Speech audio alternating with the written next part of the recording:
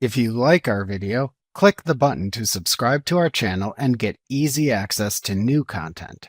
To see our full suite of ad-free video courses, instruction manuals, and quick reference guides, visit us at www.teachucomp.com.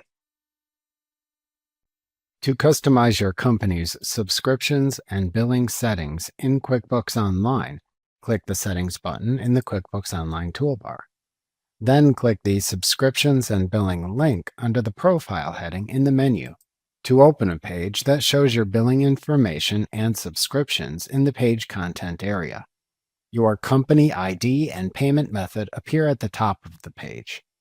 To change your billing information, click the pencil icon to the right of the current billing info to open an Edit Payment pane at the right side of the window.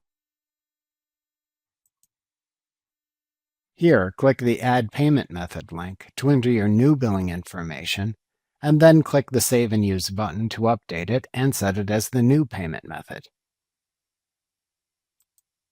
Back in the page, your subscription widgets appear below your billing info.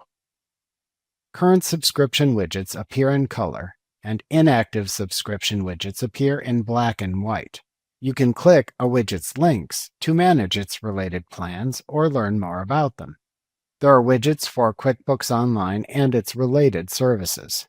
Active subscription widgets contain links that you can click to open web pages where you can change or view the link's related settings. These links include Upgrade Your Plan, Downgrade Your Plan, View Payment History, and Cancel Subscription. You can then close these web pages after using them. Remember to click the subscribe button to see more of our videos. See our full suite of courses, instruction manuals, and quick reference guides at www.teachucomp.com.